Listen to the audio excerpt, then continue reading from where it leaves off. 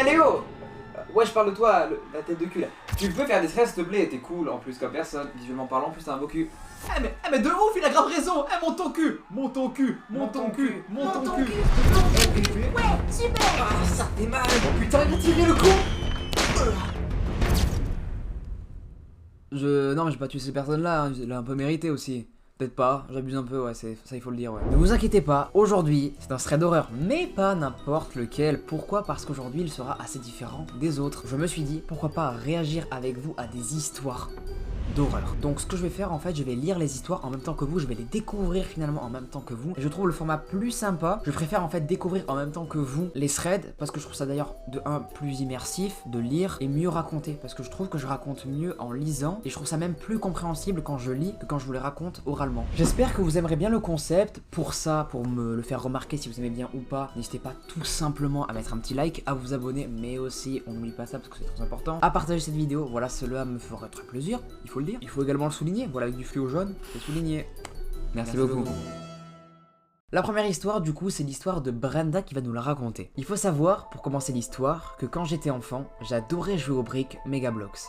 J'aimais construire de grands tours, et ce que j'aimais encore plus, c'était les détruire. Une fois après avoir détruit une de mes tours, j'ai commencé un peu à m'ennuyer, et j'ai demandé donc à ma mère la permission d'aller jouer dehors. Et étonnamment, ce jour-là, elle avait bien voulu, à la seule condition que j'aille ranger les briques que j'avais laissées par terre. Je suis donc retourné dans ma chambre, mais quand j'ai franchi la porte, j'ai vu mon petit frère qui était en train de ranger les Megablox à ma place. Il avait allumé la lumière et paraissait très concentré sur ce qu'il faisait. J'ai trouvé ça assez suspect et bizarre parce que mon frère n'avait pas l'habitude du tout de faire ça. Je ne l'avais vraiment jamais vu faire un tel acte. Je suis donc allé voir ma mère par la suite pour lui dire que mon frère s'était occupé des Megablox, de les ranger. Mais après lui avoir dit ça, elle m'a alors regardé, puis a jeté un œil dehors, un moment, avant de me répondre cette phrase-là. Attends, mais comment ça ton frère est en train de ranger tes Lego?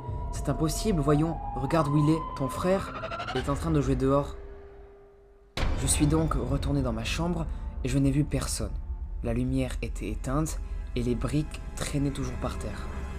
C'est terrifiant parce que là ça veut dire que la personne qui était en train de ranger les Megablox n'était pas son frère. Mais alors c'était qui la personne qui était dans la chambre? Une entité?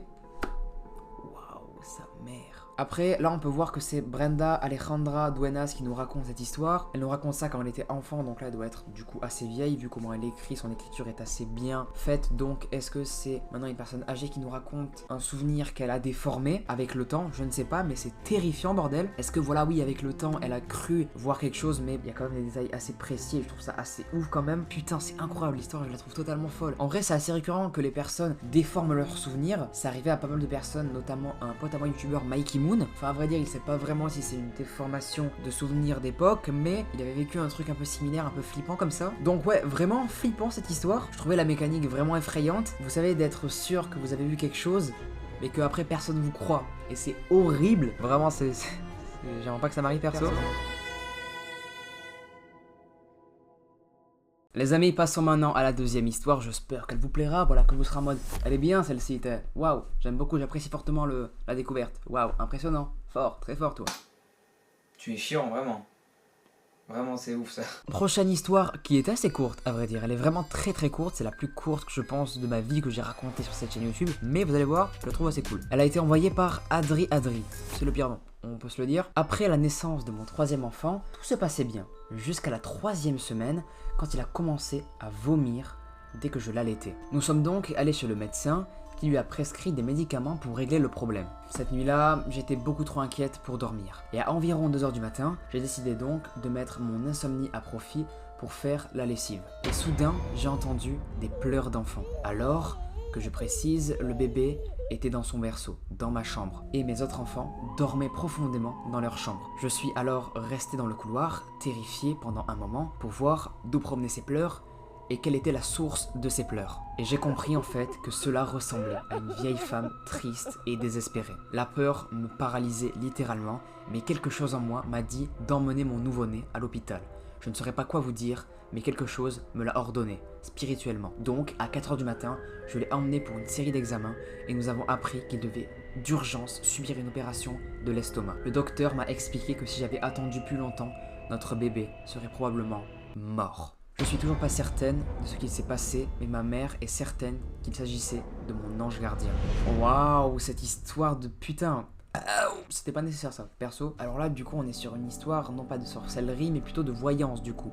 C'est terrifiant parce que ça veut dire que la mère pense que la personne qui a pleuré était une sorte de femme pour l'alerter que son fils, eh bien, était proche de la mort en fait, si elle ne réagissait pas directement et ne l'amenait pas directement finalement à l'hôpital. C'est fou quand même. Je ne sais pas si ça arrive à des personnes parmi vous. Ce serait cool de faire une vidéo où on lit vos témoignages. Oh putain, quelle bonne idée.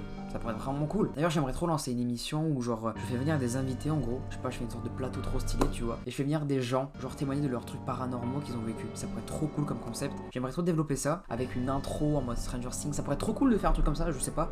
À vous de me dire si vous aimeriez bien le concept. En vrai, ça pourrait être très cool. Bref, en tout cas, histoire bien flippante et vraiment force à toutes les personnes là qui du coup ont des bébés. J'espère que ça ne vous arrivera jamais et je pense que là, beaucoup de personnes vont psychoter après avoir entendu cette histoire, c'est sûr et certain. Bref, passons à la dernière et troisième histoire. C'est parti.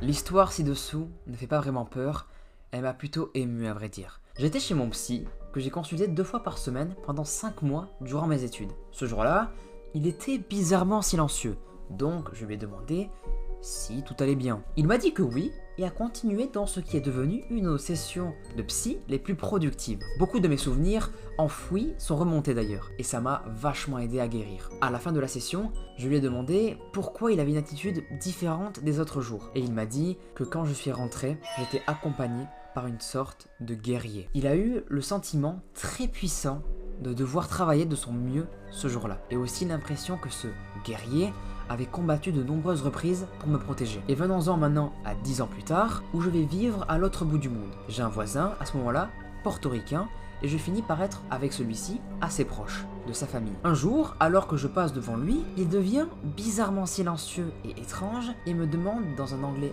approximatif « Tu sais qu'il y a un soldat qui le suit ?» Et là, j'ai su immédiatement à quoi il faisait référence. J'ai remarqué à ce moment précis que dans les 2 cas, le guerrier soldat a été décrit de la même façon. Environ 1m80, des cheveux blonds bouclés, une armure primitive et de couleur de peau blanche. Pour moi, il est impossible que cela soit une pure coïncidence. Aucune de ces personnes, je l'assure, n'aurait pu savoir que le frère dont j'étais le plus proche, qui est mort quand il avait 14 ans, faisait 1m80 et avait des cheveux blonds bouclés et m'avait toujours protégé.